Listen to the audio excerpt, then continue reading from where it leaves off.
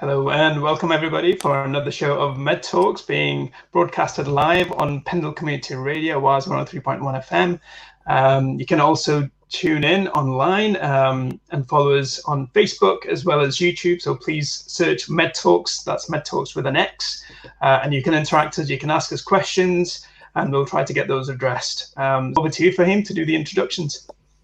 Thank you so much, Mehran, and welcome to everyone who's listening to us live tonight.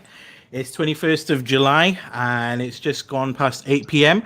I'm really pleased that we have two excellent guests as usual tonight. We have Dr. Abdul Mannan, who's a GP at Haslington Rosendale, Medical Director of Blue Peanut Medical Education as well. I'm sure we'll be discussing that later on. So a warm welcome to you, Abdul.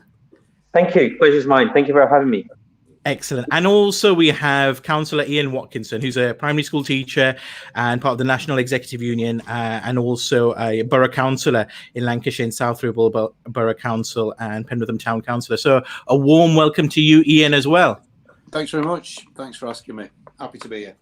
Excellent. So formalities over. We have a packed schedule. Tonight we're talking all about education in the famous words of a statesman or former statesman: education, education, education, right? So Abdul, can I start with you first? And if you tell me a little bit about what's got you interested in education so much as a GP? I mean, for me, it was an early introduction, really, as I was kind of a registrar. I couldn't care less remembering how many years ago that was, but my trainers made a big impression on me. You might remember Dr. David Molyneux. He was quite an esteemed GP colleague of ours in Trodden, in Lancashire. I enjoyed his teaching style. I enjoyed the way he used to mentor us, motivate us, and there was a philosophy he built into our kind of school of registrars, and that was, look, it's important to disseminate knowledge and pass on knowledge. It's something that always had a soft spot in my person, I guess, as throughout my education in schools, college and university and so forth. And as soon as I could get my hands on teaching, which is when I became a GP trainer, I just got in there, really. And I've never looked back. Since then, I've been involved with the Northwest Deanery, with Manchester University, and of late, Blue Peanuts, which is something me and my colleague have developed, and we deliver throughout the UK, and now abroad as well. Fantastic. And Ian, are you able to tell us about your first experiences of teaching? I got into teaching around the year 2000, and I made the decision to go down primary education route. At the time, there was, I think it's still the case now, that there was a shortage of male primary teachers. It'd always been something that had interested me. I'd been involved with sports before that, so I've done a little bit of coaching. And so primary education, thinking about my own family growing up, working with those youngsters, sharing, nurturing, developing. That's sort of what got me involved, and I still am. So what kind of things have you noticed that's changed, Ian? I guess you've probably got the most experience looking around the room at the moment. Is that you politely trying to say I'm a bit older than you guys? I thought you were all right as well. No, so quite a lot, really. I mean, from 20 years ago, there was less focus on testing, and if it was to really simplify it, that is what drives, sadly, certainly primary, secondary, and well, even beyond that, education now. It's very much test and exam driven, and there's far more teaching to the test these days than there used to be. So that brings with it all the pressures that you'd expect. And it narrows the curriculum as well, which is a real shame. There's still great work that goes on, but unfortunately, and I know we're in the COVID world now, and perhaps we'll see some changes as we move forward. But largely, you'll find kids, whatever age they are, they're being drilled and prepared for whatever the next test is that's on the way. Excellent. Abdul, obviously, we mentioned testing there with Ian. Sure. So tell us about Blue Peanut, because that's all about tests and getting through exams and getting into something Sure. like medicine, isn't it? Yeah, I mean, folks, I mean, Blue Peanut is something really myself and my colleague Imran Khan, who you probably will be acquainted with. He's a local GP in Lancashire as well. Both of us started off this work back in 2004-ish, I would say. And back then we weren't known as Blue Peanut, but the work was going on. And actually, the core of our work is we engage with schools in Lancashire, Greater Manchester, and in fact, of late, I'd say not only Northwest, but throughout the UK, we are, being contacted by schools, especially schools from widening participation backgrounds, deprived areas where traditionally students haven't been able to access medicine, dentistry, veterinary medicine, as much as, say, students from private schools, from more privileged backgrounds. And we kind of resonate, myself and Imran very much resonate with the backgrounds that young people come from deprived communities. Needless to say, myself, Imran, both of us come from very humble backgrounds. We accessed medicine, I suppose you can argue, almost accidentally, really. Back when we grew up, there wasn't an awful lot of mentoring and careers guidance at school. And we ended up in medicine by the very virtue that we just did well in every subject at school. And back then, students who did well at every subject, they ended up doing medicine, law, something like that, So I guess it's an accident of fate or something like that. That's certainly my case. And I don't think we can afford this kind of a trajectory for other young people from widening participation backgrounds, from BME backgrounds, from deprived communities. And I think we can give a leg up to these young people like us, people like you, all of us, really. So Blue Peanut, at the core of it, it's about giving a leg up to young people from these humble backgrounds and say, actually, you're just good enough to do medicine. You can do dentistry, you can do veterinary medicine, and yeah, come along. And so we give that motivation and kind of can-do feeling and attitude to students and their parents. And that's really what Blue Peanut's about. And Abdul, given obviously the elephants in the room being COVID-19, what has that meant in terms of how you've delivered education, and has this offered you opportunities to make it more accessible? Because you highlighted deprivation, and we're trying to address education inequality, aren't we? Sure. Absolutely, Mehran. In a funny way, COVID-19 has been a blessing, if I'm honest with you, in terms of digital and technology. Whereas I think we had a kind of more of a plateau trajectory towards digitalization, online delivery prior to COVID-19. COVID-19 came along, and we've all seen it within our workplaces, within industry. Everything has kind of been hyperactivized in terms of digital delivery, and Blue Peanut's no different. Case in example would be we deliver an annual conference every year where hundreds of parents and students come along. We usually hire a big conference center in Manchester or Birmingham or London, and people come along. So it means a lot of traveling, logistical planning for parents and students alike. This year, our event in September is completely digital. All the universities are linking in digitally. All the professors, all the tutors, all the educators from sixth forms and colleges, everybody's linking in with us digitally. As you're well aware, there's software, there's capability in the digital world, which it was there prior to COVID. It's just that there wasn't the impetus to adopt it, whereas COVID-19 has pushed us down that route and said, right, crack on.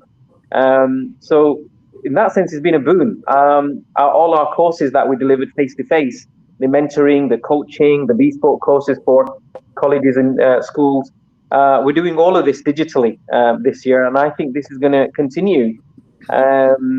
into the future. It's opened up our crowd internationally as well. You realize that there's people abroad who are interested in seeking advice from us in terms of accessing medicine, because there are generic elements of getting into medicine dentistry globally. Ian, I want to bring the conversation back to you so you don't feel left out with three medics in the room.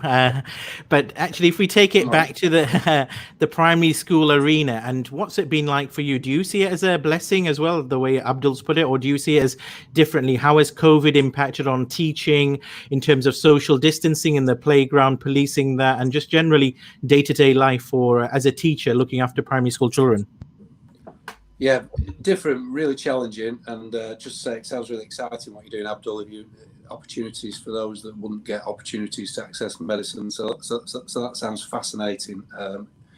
In terms of sort of primary, yes, the schools have been open throughout. There's still, I think, with some perception that schools have been shut, and they haven't been.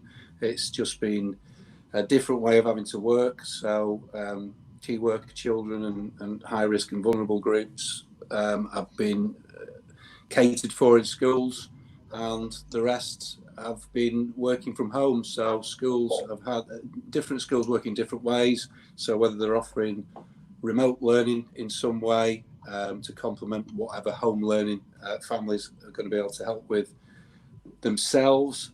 So yeah, it's been a real challenge, and each school has had to work things out in a way that works for them. You mentioned social distancing. Obviously, that's a massive challenge when you've got particularly younger key stage 1 reception age children.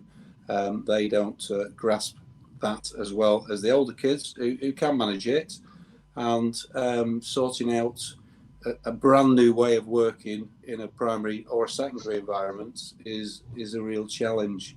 In terms of the technology, I think we all have to be aware that not all young people and children can access Zoom meetings or even have access to the internet, and I know that is an ongoing challenge. If come September, when the hope is that the virus is going to be in a place where that means that schools can open in some way, but if we get local lockdown issues, then it might be that people need to work from home again.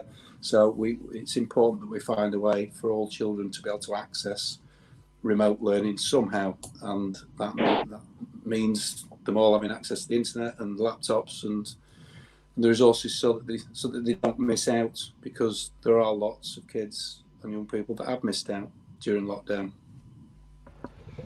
Yeah. Ian, yeah, I understand you're also the chair of the Health and Safety Executive of the national, the local National Education Union.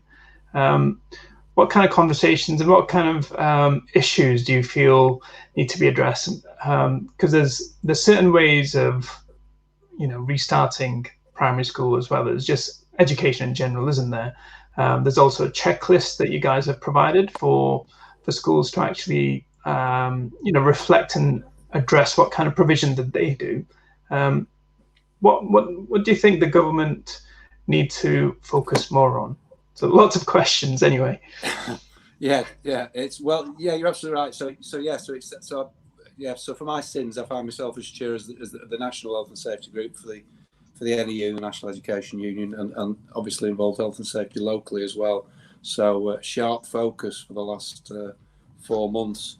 And yeah, you're absolutely right. We have produced a checklist jointly with other trade unions, which is we hope is a good resource for members and reps in schools to work with head teachers in trying to find safer ways for them to be able to work when they return. You'll all be aware that in Lancashire we managed to push things back a little bit later. There was an aspiration from the government that all schools should open on June 1st and for all primary children at least to return in some way before the summer. Fortunately, that was pushed back, and again, this is a large part of the messaging that we get back from members and people that are frightened. They don't want to be exposed. there's confusion around whether young people and children can become poorly with the virus or transmit the virus, and all sorts of mixed messaging that I think is still ongoing, unfortunately, in the media. So sort of trying to work our way through that and give our members clear messages and clear guidance has been pretty much what I've been dealing with every day for the last 4 months. Yeah, interesting times. Abdul, I want to change tack slightly. Obviously, you mentioned your humble beginnings and your background into medicine. Could you tell us a little bit about how you think the state sector in terms of education makes a difference to the non-state, and perhaps what you see going into medicine, and does it make a difference? Fahim, you're a medic yourself, Mehran. I'm sure you'll. When I turned up to university in 1995, goodness me, 1995. I remember one thing that struck me was I met some wonderful people in the freshers, get-togethers and whatnot. But a lot of my counterparts, colleagues, were from the private sector schools, independent sector schools, and I was actually quite surprised. The wonderful people, don't get me wrong, but I was surprised. Out of in Manchester, I think the year group at the time was probably about 300 strong, and I think I would say at least 50%, to my knowledge, felt like from people from independent sector schools, if not more, probably more.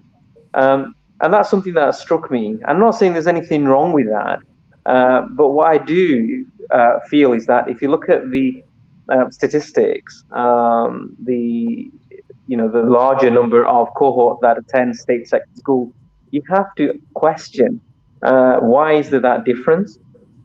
What's going on? In my work through working with Blue Peanuts over the last few years, we have discovered, because we have students coming from independent sector schools to our courses as well as state sector schools. What I notice is from soft intelligence, speaking to young people about their experience in careers and guidance and coaching and so forth from their school, is that the independent sector does prepare the students perhaps more holistically. Perhaps it prepares students more in terms of coaching them in interview techniques, how to perhaps sit and pass entrance exams like UCAT, BMAT, etc. And this culture continues to this day. And there's nothing wrong with. I'm not saying for a second that independent sector schools are wrong in providing those mechanisms and support to their students. That's what they're there for. They're doing their best and so forth. The question I have is, why can the same not be afforded in the state sector? Why should students be discriminated in one way would put in it, so forth? That in this way, because of the lack of access to coaching, lack of access to mentoring, and I guess it all comes down to resourcing. The lack of resources within the state sector, that has to be a big thing. But it's not something I personally can accept, if I'm honest with you. It perhaps alludes to my political thinking in thinking I have in how society should be. I think regardless of in which household you're born into, you should have just as much access into whatever professional trade you wish to pursue. And that is really at the heart of what I'm trying to do. Medicine is all I know. Don't tell me anything about carpentry. Don't ask me anything about what Ian does. Don't ask me anything about what any other profession do. I know I'm good at what I do, and so therefore it's best if I focus on what I'm good at and influence and help members of society in the way I can. And that's really the ethos behind what we're trying to do. Ian, what's your take on the relationship between the private and the state sector? I guess your own personal experience working in the primary school, because I guess you're already trying to define what the individual wants or aspires, and try to nurture them in the right way. Yeah, absolutely. Yeah, and it's about opportunities, isn't it? And I think Abdul's right, and the resourcing is different with independent schools, and if children, young people have that opportunity, and that's the route that they're going down, then good for them. It would be great if all young people and all children had the same access to the same resources, the same opportunities, and the same flexibility with curriculum as well. Your independent sector schools, yes, they'll go down the exam routes, but they can approach it in a different way, and they're not as hamstrung by the sort of state education testing regime. And perhaps the most striking thing in terms of one of the most striking differences, I would say, are class sizes. So in your independent sector, your class sizes are a lot smaller.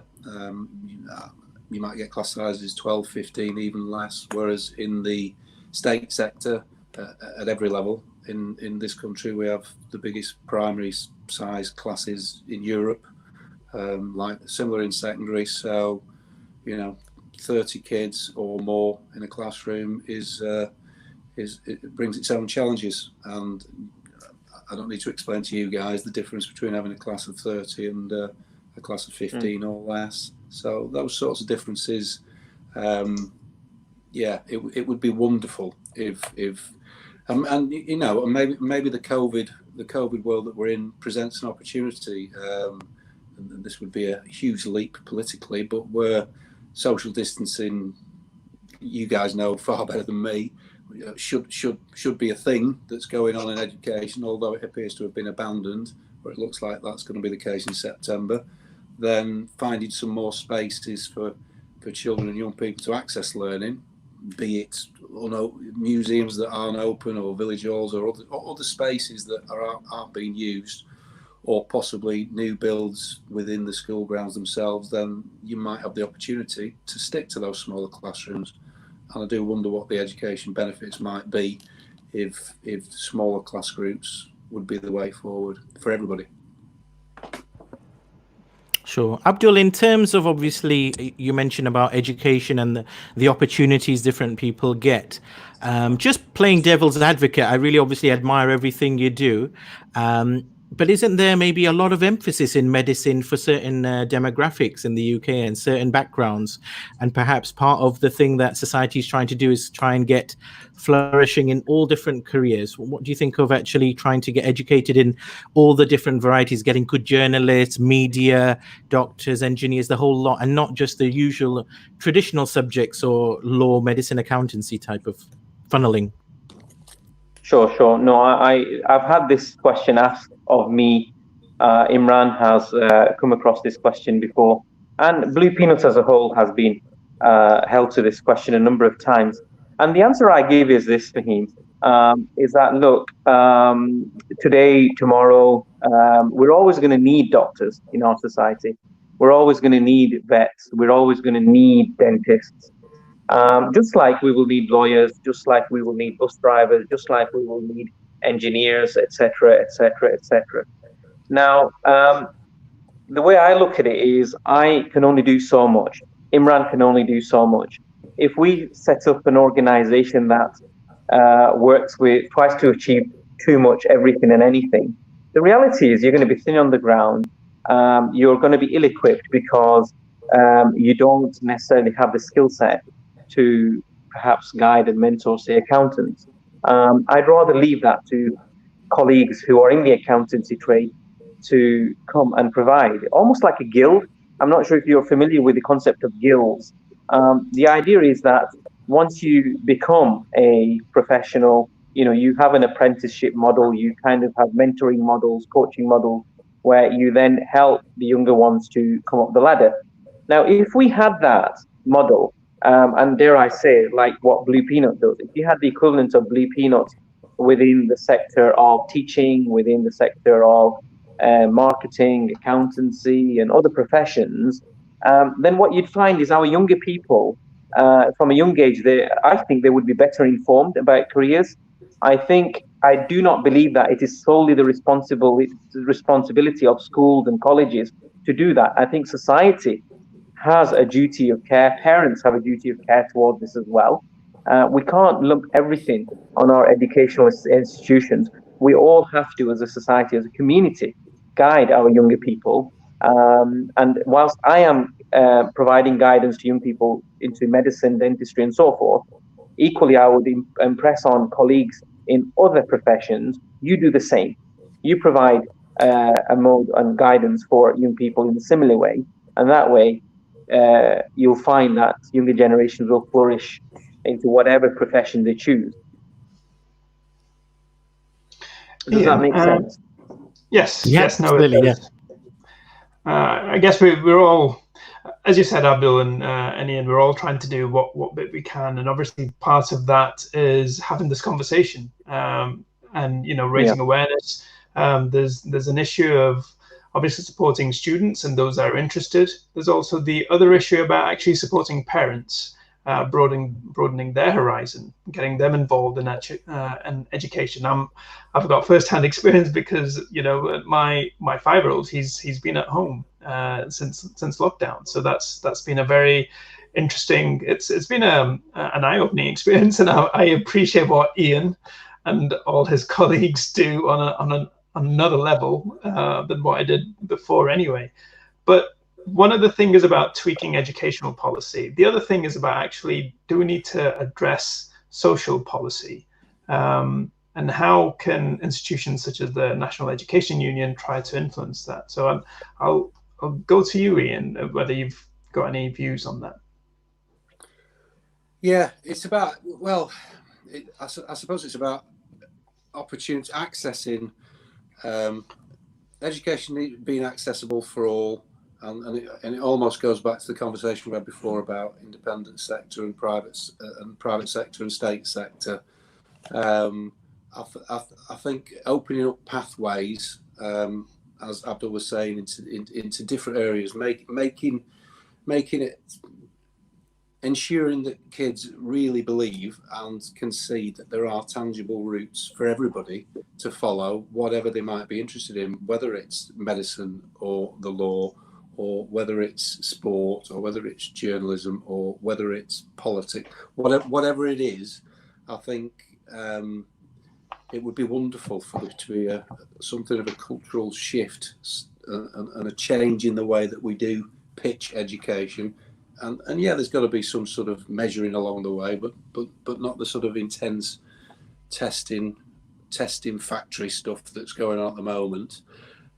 So as far as the National Education Union goes, then yeah, we're always campaigning to try and shift policy, and we'll be campaigning regularly against the SATs and against baseline testing and those sorts of things are ongoing campaigns, unfortunately.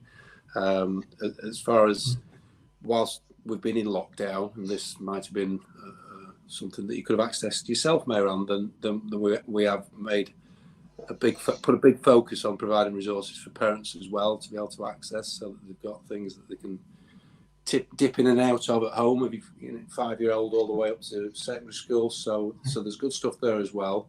But yeah, it needs to be in the round. And Abdul again talked about a holistic approach before as well. It can't be, or it shouldn't be just an expectation on schools and educators. It needs to be a holistic approach, and education ongoing for life, really. I think there is still a perception that you go to school, you might go to college, you might go to uni, and that's it then, you stop. But it would be great for there to be a shift and for people to really feel that learning goes on genuinely from cradle to grave, and to have access to resources to be able to do that. So if you guys wanted to go on and, when you get as old as I am, or even older, and fancy change of direction and want to be a professor of, I don't know, gardening, I'm looking outside, or whatever, then why not? Why not? Well, I think that's an interesting concept, the whole concept, Ian, and I want to pursue this line somewhat. Obviously, Mark Twain said, "I've never let my schooling interfere with my education." And I guess that what that draws out is the concept of how much do you think parents leave at the door of the school in terms of the education of the child, and how much do you think that they have a responsibility and society has a responsibility? I think in 2020, even over the last 10 years, or as we're moving forward, this is now becoming a big discussion in society. What is the school responsible for in the format of loco parentis when you leave your child there? And really, what should a child be learning at home? Is there any hard and fast rules, any tips you've got for people at home? Well, I don't think there are any hard and fast rules. I think the challenge for parents and with kids is that they're probably working harder and longer hours than they ever have done before. So they might not have the opportunity to spend as much time as they'd like with their kids, whether that's supporting education, reading to them, or taking them out to experience something different. So I think those sorts of challenges are key. And if parents have got less time now than they probably ever have had to spend with their children, then that's time lost, isn't it? And as far as loco parentis and being in school, yeah, of course, then that's from when the kids get into school to when they go home, and whatever additional stuff that can be done. But it shouldn't just stop at the school gates, and where there's opportunities. I'm certain that parents want to help in whatever way that they can. But I do think it's a big factor that work pressures and social pressures are probably greater for more people now than they ever have been before.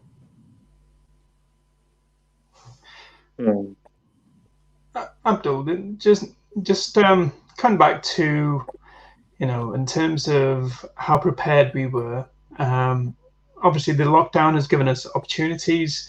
We also know that the longer this lockdown continues, those in disadvantaged backgrounds or those pupils will struggle, because that may mean that their education is negatively affected.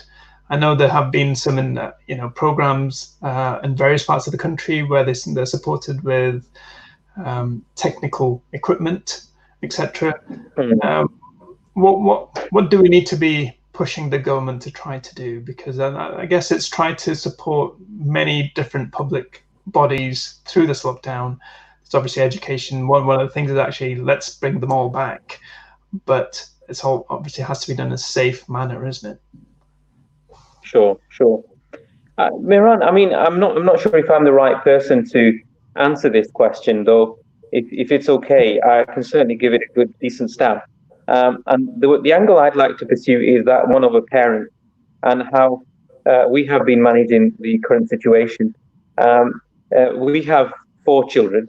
My eldest, she's just finished. She's in the year 13. She's come to the end of her A-levels, and as you know, she's not had any exams to do. So it's been a bit of a strange situation there.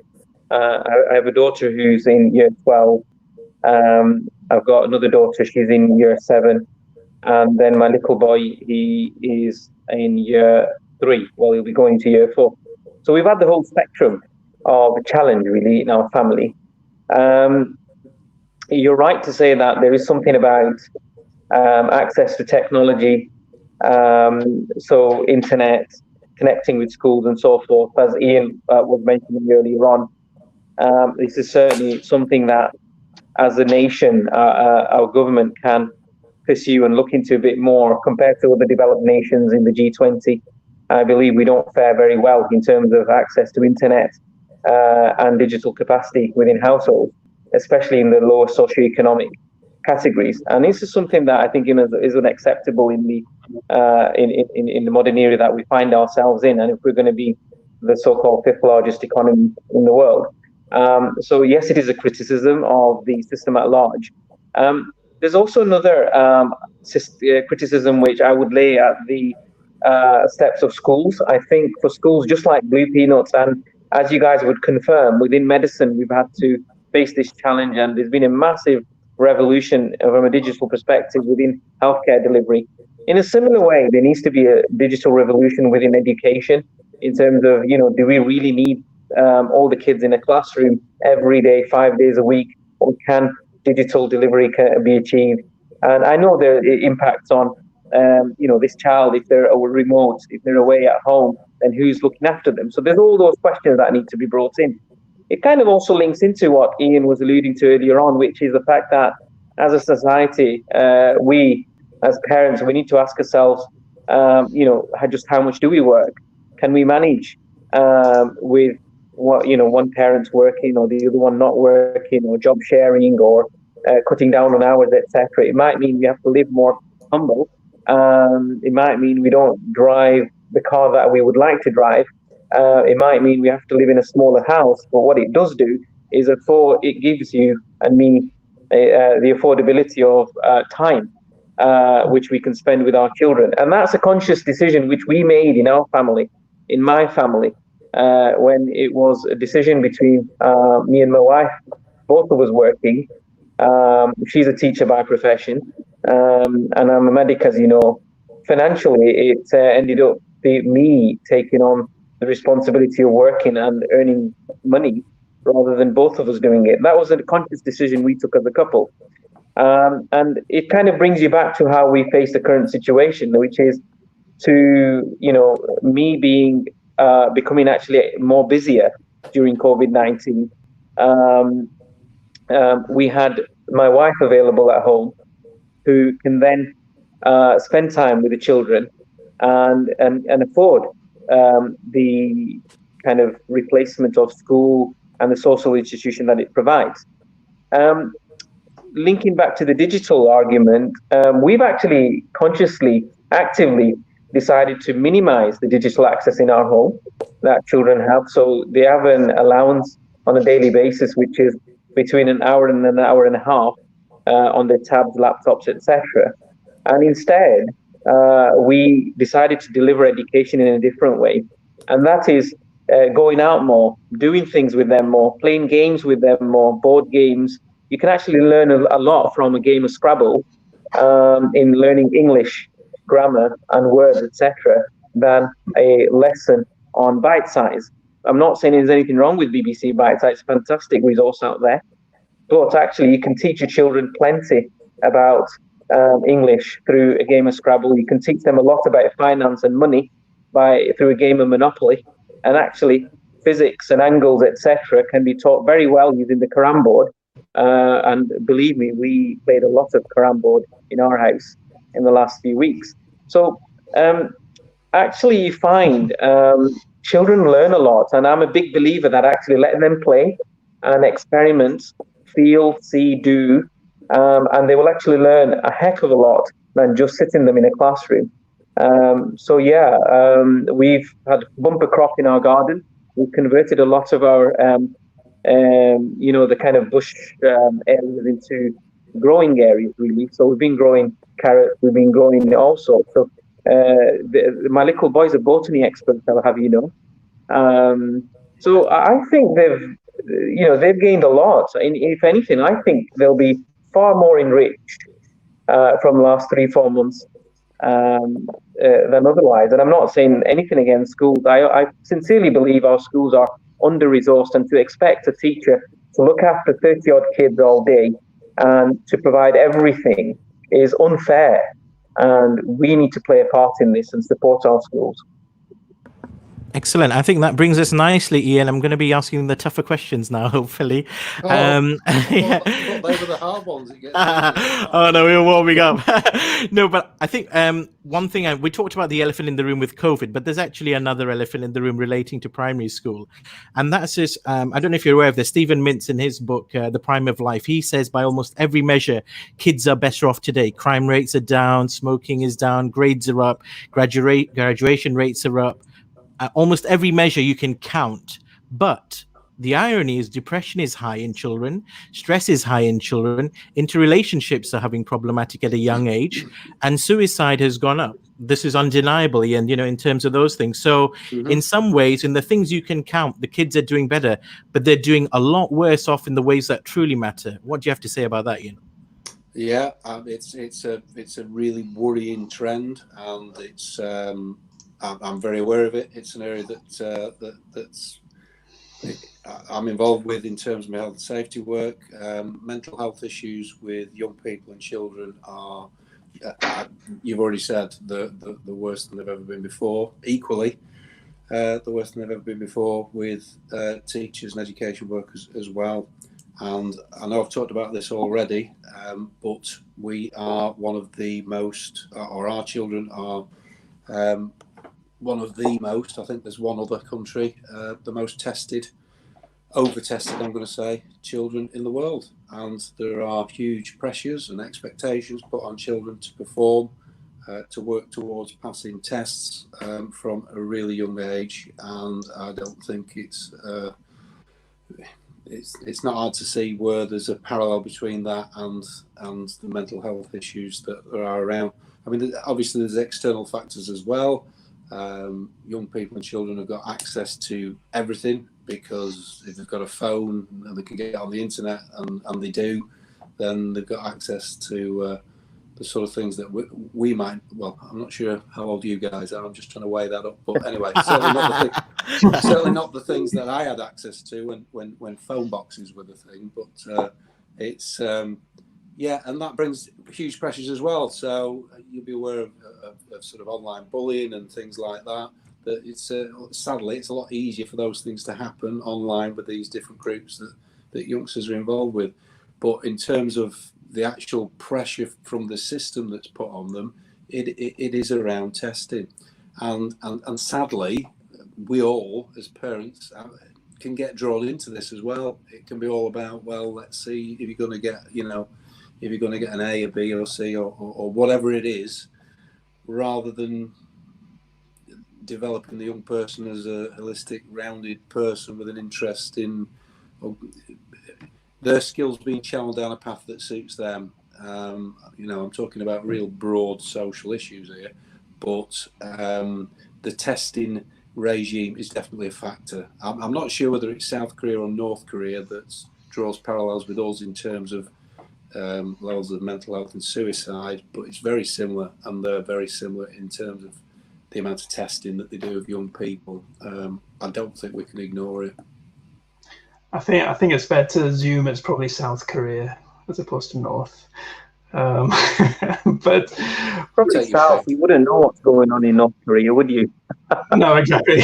Yeah. Well, yeah, they might not tell us. But you highlighted an interesting point, though, Ian, because there is that fine balance. Well, what is the role of the parent when their child comes back from school saying that they're stressed, they're pressured to meet certain deadlines, when there's background that performance is actually improving? Is it, I know it's difficult, but you have to move on. This is one of the many steps you're going to face in life, or is it a case of there's that risk of collusion, where you amplify the anxiety, and you may actually cause a negative response in the child where they think actually it's too much, so I shouldn't really engage in this process.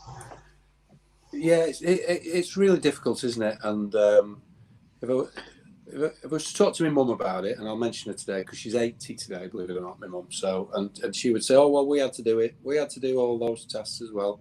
And I guess we all did it in a particular way, but there are more today, and certainly from when I was at school, it's a lot more rigid today, and there's a lot less scope with the curriculum, and there is a large focus on those particular subjects that are deemed to be the ones that are important, and are the ones, your maths, English, science to a certain extent, although that's been squeezed out a lot in primary, rather than the sort of practical things. So I'm not sorry, I forgot what your specific question was, Mayram. I'm rambling a bit. No, it's where do you draw the line? Because it's if a parent is that they're not sure if their response is the right response. If a child comes back just stressed and feels overwhelmed, how should the parent manage that situation? Well, be as supportive as they can be, and try and find out what's going on and what's worrying them. I mean, I'm sure most parents would understand their own children and try and get to the root of what it is that's actually bothering them, and whether it is a school work issue, whether it's a peer issue, something else that they've accessed online accidentally or otherwise. There's all sorts out there, and sort of internet safety, that is a massive issue. So it's trying to drill down into what it is, and reassurance, providing reassurance. There's a lot of talk about kids need to be more resilient, and well, do they need to be more resilient, or do we need to look at what we're asking them to do? Again, it's that balance thing that you talked about. Yeah, of course, we've got to prepare young people for society and whatever there's going to be, what options are going to be open to them in the sort of post-COVID world, and there's all those worries now, and young people are very, very well aware of it. Throughout lockdown, I think it's been quite striking with the sort of media and government and union battles about getting back to school. Is it safe to go back to school? The government saying yes, it is safe. There's not been much talk about what the children actually think about that, and they have all got access to that information, and they're aware of all the stuff that you guys are dealing with day in and day out, and the risks and people dying. So it's a huge pressure for those youngsters. Yeah, Abdul, I want to make it a bit more light-hearted again. Okay. Oh, thank goodness for that. Oh. What was your own favourite moment or experience in your own education, Abdul? You can pick any time: primary, secondary, university, post-university. Were you the kind of person, the class joker, doing pranks on the teacher, or having pranks done to you, or anything entertaining you can share? Oh my goodness! I'm conscious I'm live, and this is being broadcasted, and it could go against me. So I have to be really careful. I honestly can't share the most memorable experience, the most kind of laughable thing. I'll have a chat with you guys in private later, and I'll let you guys in. But really on broadcast, I couldn't possibly. Can you not give us the second most then?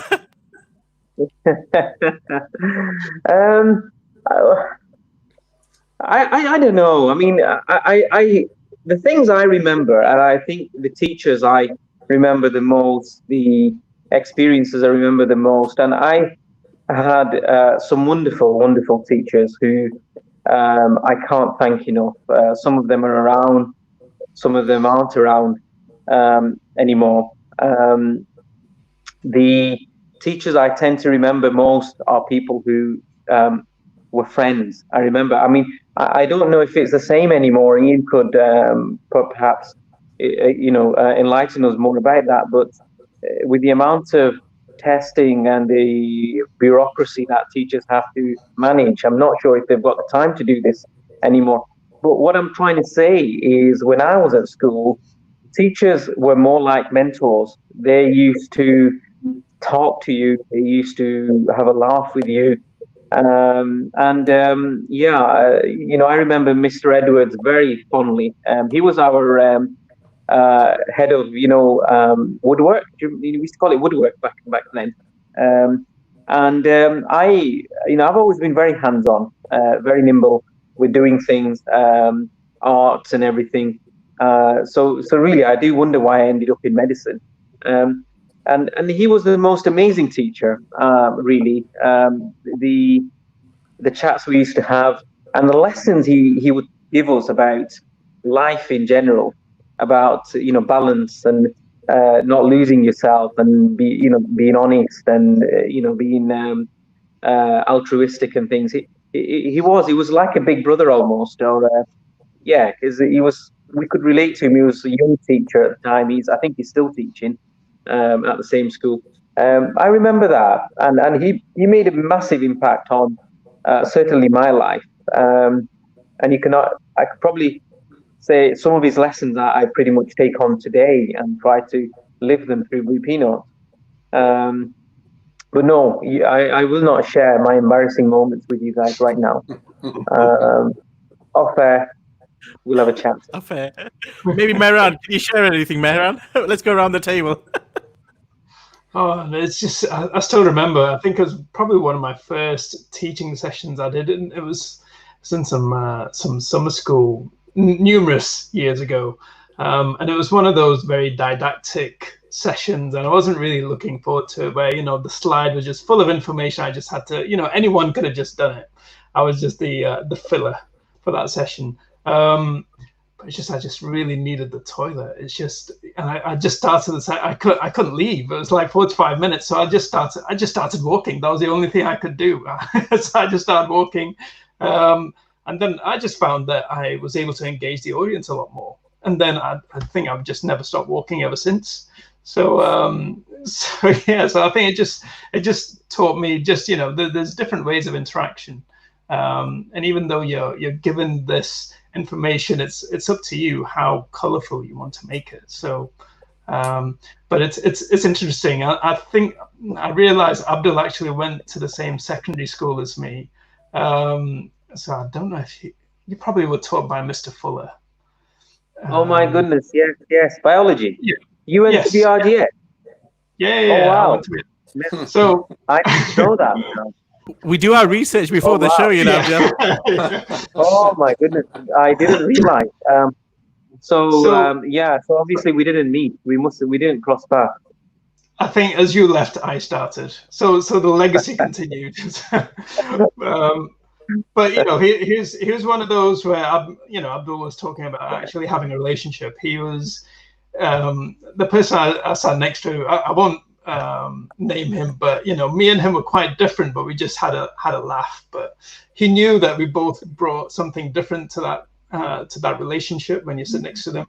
But he was very encouraging to both. But it's just he just had that aura, that personality. Yeah. That wonderful teacher. Yeah, absolutely. What a guy. I'm still in touch with him on Facebook, Yeah, no, but he's on my Facebook too. yeah. Great guy. Yeah. Great guy. So Ian, yourself? What about yourself, Ian? Any favorite memories you're willing to divulge and share with us tonight? Most of them I'd rather not. But it's. I think Abdul and Mary have talked about an inspirational teacher there. That somebody it sounds like who knew how to engage with youngsters, kids, whether they were different or not, who just knew how to establish that rapport. I'm sure he respected you guys, and you respected him back, whether you were aware of that at the time or not. But so those are the sort of things that that you're always trying to do, whatever age of kids. You're trying to get that spark and establish that rapport, and that's great. Yeah, and there's plenty of teachers that I remember. I'm trying to. No, I'm not going to tell you that story. No, it's one. It's one for later. But yeah. That's fine. You do, don't you? You remember. You remember those good teachers. And you remember the teachers that gave you an hard time as well, don't you? And you remember the teachers that you don't think so much of. So it's thinking about what the good teachers did that made them memorable, and what the bad ones, or I shouldn't say bad, the ones that taught differently, shall we say? That very diplomatic there. Very diplomatic. Yeah. Just in time. But Fahim, I'm going to open that question to you, Fahim. As soon as you asked it, come on, you're dying to share. So what's a negative experience that you've had with a teacher? What qualities did you make sure that you never possessed? Oh yeah, I think you're on mute there, Fahim. Yeah, no, I think one of the main things I can remember is that I rarely got into trouble, I have to be honest. Okay, but when I did, it was only because there was a teacher who was a bit fastidious on homework always being on time. And certain teachers want certain things doing. And it was like one time in like 7 years it was not on time, and I got a litter pick for it. And I was like, I will never ever bring my homework late in life. But they taught me a big lesson. I never made it late then after that. But I thought it was a high punishment for what I did. It was, the crime wasn't the worst you could ever do. But I guess there's a different generation of teachers at the moment, isn't there, Ian? I guess that's part of And you remember, like you said, the ones that you sometimes learn political affiliations from them, political viewpoints, things that they try and express, the comedy that they do, as well as, the punishments that they hand out. It's you got to take the rough with the smooth, I guess, as part of education. So, yeah, thanks, Mannan, for making me share that. But I'll move swiftly on. Ian, we did have a question, and it's mainly for you, if I can ask you. Teachers are seen as mentors for children. What has been the impact on the pupils with the teachers not being around to support them? So we've got a listener who's asking that question.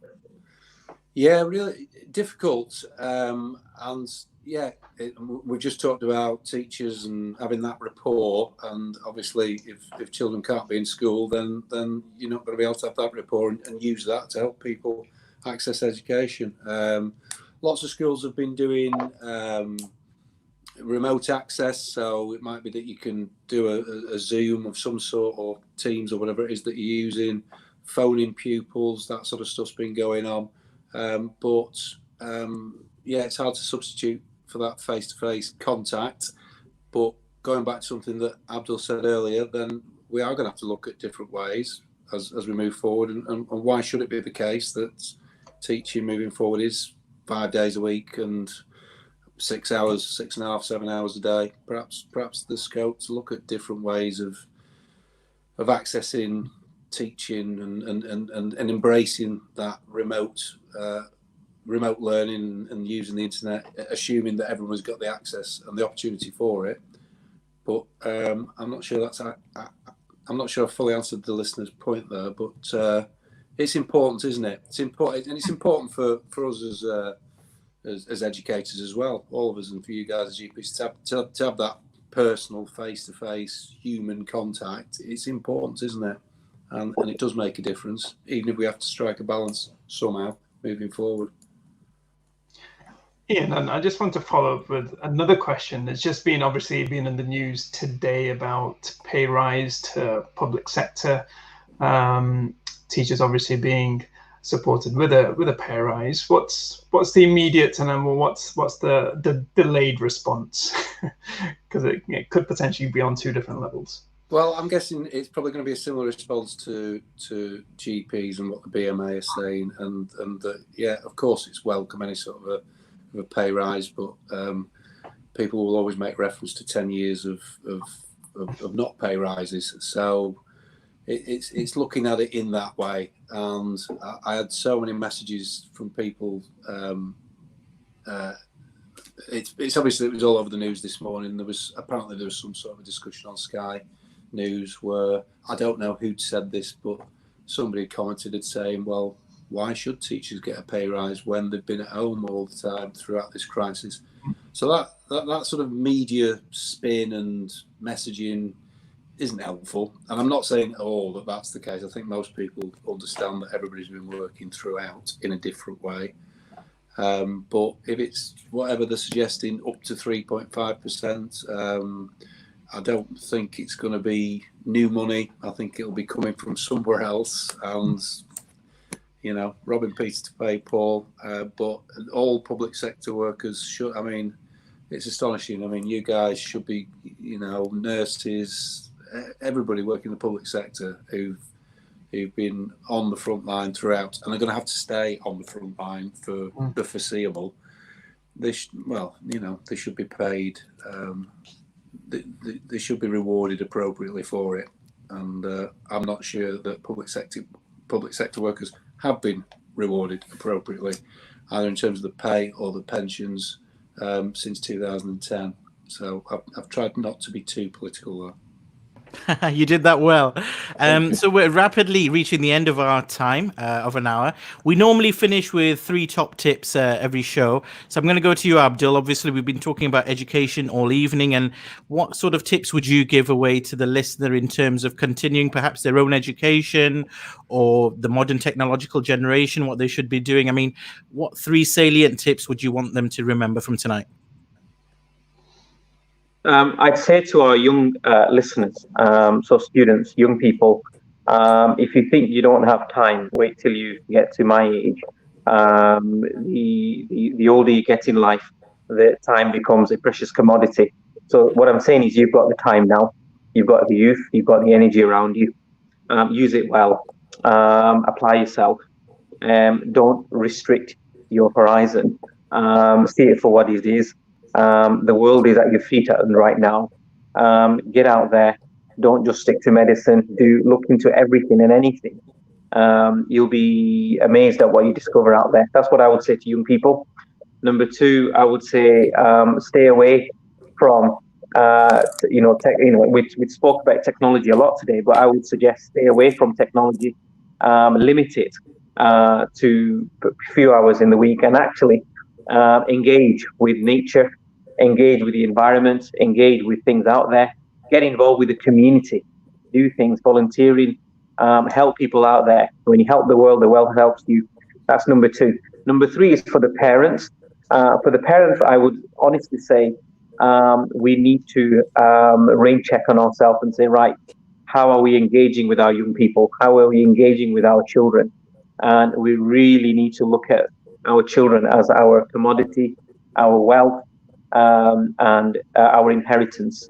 If we do not leave behind a good generation after us, then forget about everything else. So engage with your children and really on their level as well. Young people are very clever people. Engage with them on level terms, not in a shall I say parental terms. As friends, let's befriend them and engage with them more. So those are the three tips I would give. Fantastic. Lots of important words of wisdom there, Abdul. What about yourself, Ian? What three tips would you? What Abdul said. What Abdul said. Yeah, you've done some good prep there, Abdul. But yeah, you made brilliant points. You're absolutely right. Spending as much time. Yeah, it's a really good point as well about technology, because we all do it, don't we, with phones and all the digital stuff online, but there's so much more that you can do without being stuck to those devices. And you're absolutely right, get out nature. I mean, in school, if you can do stuff outside the box, making things, doing stuff, it's miles better, isn't it? But I'm not so sure I've got the sort of profound messages that you've I can't follow that, Abdul. That's just absolutely. I'm gonna have to have a strong word like that, but that's it's the kids. To the kids out there, copying's not a good quality, so we won't promote copying. Plagiarism is the most flattering form, whatever that quote says. Yeah, there's nothing wrong with that. Excellent. I think all that remains is for me to thank wholeheartedly both of you for coming up and giving an evening to spend it with Mehran and myself, Abdul and Ian. I think the hour, it's fair to say, has gone by very quickly. Sometimes we have a break, but we decided not to have one because we were just getting through so much information and knowledge. So a big thank you for coming along tonight. And I hope that it's been an enlightening program, not just for ourselves, but the listeners at home or wherever they might be. I will just quickly mention, Abdul, you do mention that you're quite good with your hands. Last month the sewing bee champion was a doctor, so there's hope for you here. So just bear that in mind. It's in the BMJ this week, so check that out. Okay. But yeah, next week we've got Slater and Gordon employment lawyer Robin Ford. Robin is an employment lawyer based in the Cardiff office. He studied law at Cardiff, becoming a solicitor in 2018, and he advises on a range of employment issues, and we'll be talking about furloughing and going into that in detail. And along with Robin, we also have another GP who's been shielding, and so we'll be looking at some of the challenges that's been causing, especially because shielding is due to end. I think at the end of the month there's meant to be a change, so should be a really fascinating and interesting program. If you've got any questions to do with shielding, working from home, employment issues like furlough, please bear them in mind for next week. A big thank you for everyone. Big deep breath in. Long show.